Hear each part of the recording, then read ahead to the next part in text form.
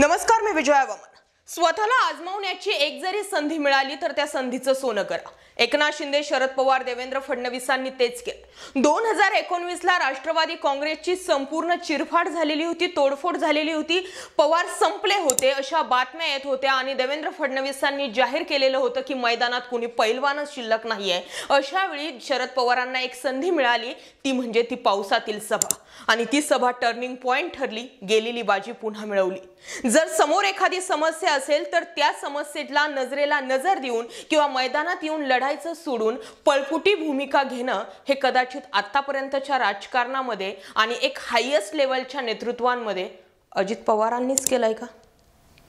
नेमकं घडलंय का? बाप तर बापच असतो।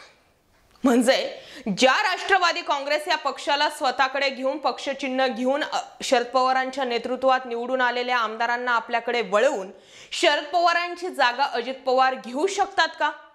त्याचं उत्तर या व्हिडिओमध्ये मिळणार आहे। शरद पवारांची बरोबरी तरी अजित पवार करू शकतात का? हाही प्रश्न आहे। पळकुटी भूमिका घेणं हे आता नित्याचंच ठरलंय का? आणि ती गोष्ट वारंवार अजित पवारांबाबतीत लागू होते का?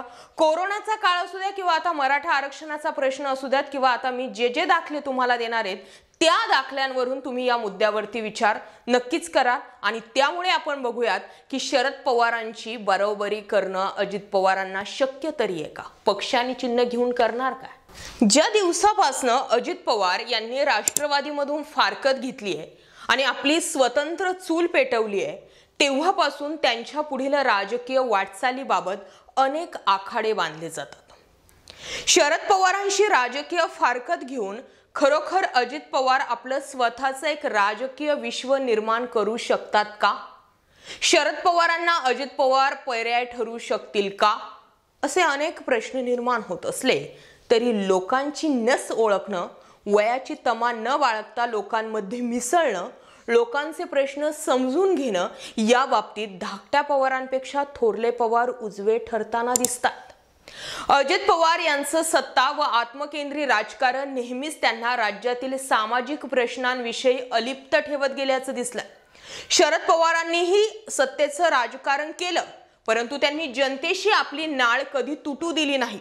उलट राज्यातील कानाकोपरा पिंजून त्यांनी लोकांशी असलेलं नातं अधिक घट्ट केलं। त्यामुळे अजूनही त्यांना राज्यातील एक तालुका, तालुक्यातील एक गाव अगदी तोंडपाठ। राज्यातील दबंग नेते म्हणून अजित पवार यांची ओळख असली तरी त्यांनी कधीही आपल्या भूमिकांमधून त्यांची दबंगगिरी जी आहे ती राज्याला दाखवलेली नाही। अजितदादांनी नेहमी सत्तेचं राजकारण केलं। सत्ता जिथं तिथे अजितदादा, सत्ता जिथं अजितदादा तिथं, असा नेहमीच त्यांच्यावर आरोप होतो। खरा तर राष्ट्रवादीचा जन्म झाला तेव्हापासून या पक्षानं विरोधी बाकांकडे कधी ढुंकूनही पाहिलं नाही।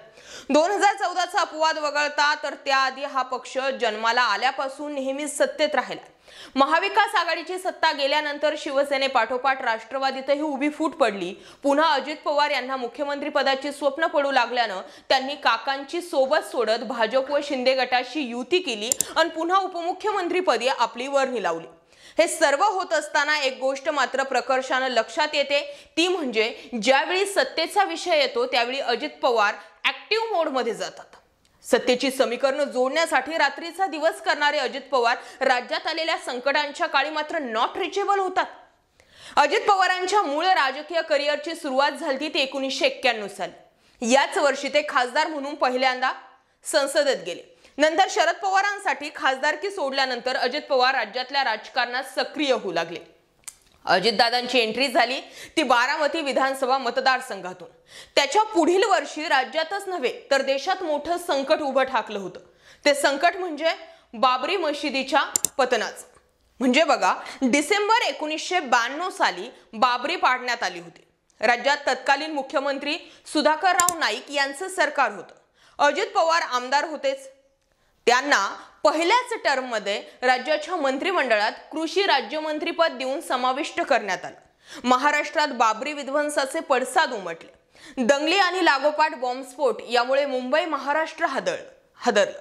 त्यामुळे तत्कालीन पंतप्रधान PV नरसिंहराव यांनी अनुभवी शरद पवारांना पुन्हा राज्यात मुख्यमंत्री म्हणून पाठवलं। बाबरीच्या विध्वंसानंतर मुंबईसह राज्यात दंगली झाल्या। त्यावेळी शरद पवारांनी एक जबाबदार नेता म्हणून महाराष्ट्रावर आलेल्या संकटांना धीरानं त्याचा सामना केला।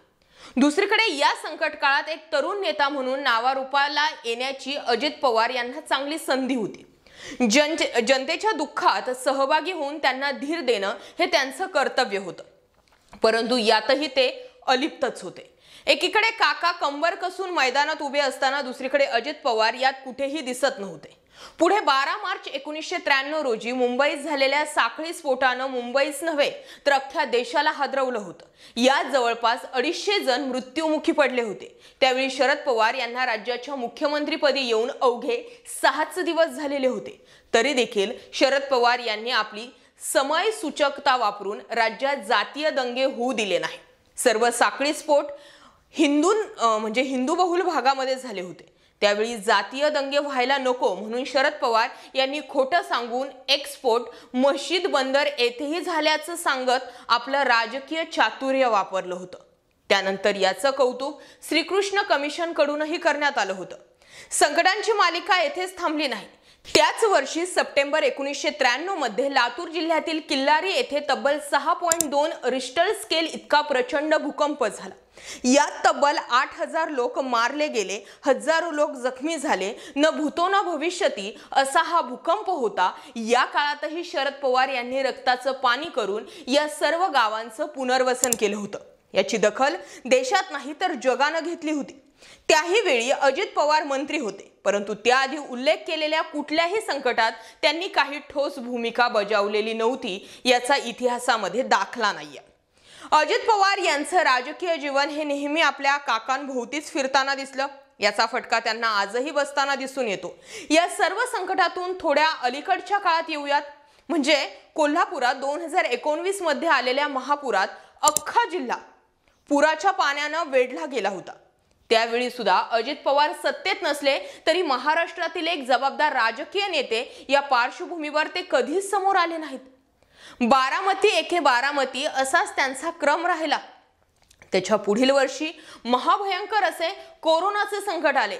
या काळात अजित पवार उपमुख्यमंत्री होते, परंतु कोरोना काळात त्यांनी पुणे वगळता उर्वरित महाराष्ट्राकडे दुर्लक्ष केल्याचा आरोप आजही त्यांच्यावर होतो।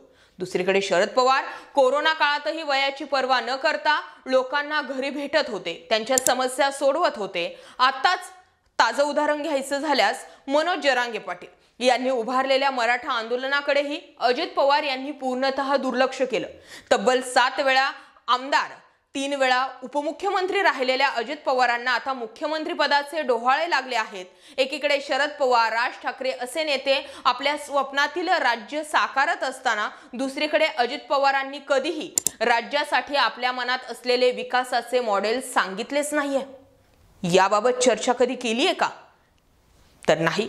मग केवळ सत्ता आणि पैसा यासाठीच अजितदादांना खुर्ची हवी असते का, असा सवाल सुद्धा यातून अनेकदा उभा राहत असतो। बाकी काही नाही। या व्हिडिओच्या माध्यमातून सांगण्याचा उद्देश इतकाच की ज्या राष्ट्रवादी काँग्रेसचा बाप माणूस बनण्याची इच्छा ज्या अजित पवारांना आहे ते शरद पवारांची बरोबरी तरी करू शकतात का? कमेंटमध्ये व्यक्त व्हा। एकच मुद्दा असा वारंवार निर्माण होतो की ज्यावेळी लढाईची भूमिका येते त्यावेळी तुम लढो हम कपडे संभालते ही भूमिका जर अजित पवार वारंवार घेत असतील तर मग मुख्यमंत्री म्हणून महाराष्ट्र तरी अजित पवारांना कसं स्वीकारेल? तेवढं कर्तृत्व मोठं आहे का? कमीत कमी शरद पवारांपेक्षा तरी जास्त। म्हणजे तो पक्ष घेताना त्या पक्षाचे काही नियम, काही अटी, काही कर्तृत्व, काही नेतृत्व या गोष्टी सुद्धा अजित पवारांना स्वीकाराव्या लागणार आहेत। आणि तेवढी धमक त्यांच्यामध्ये आहे का, असे अनेक प्रश्न वारंवार निर्माण होत असतात। बाकी आतापर्यंत नेमकं शरद पवार अजित पवार दोघांमध्ये कसं ताळमेळ बसू शकतो किंवा कसा ताळमेळ बसू शकत नाही हे या व्हिडिओच्या माध्यमातून सांगण्याचा प्रयत्न केला। तुम्हाला काय वाटतंय? अजित पवार शरद पवारांची बरोबरी करू शकतील? कमेंटमध्ये व्यक्त व्हा। मुद्दा विषय पटला होऊ द्या शेअर। बाकी जय महाराष्ट्र पब्लिक।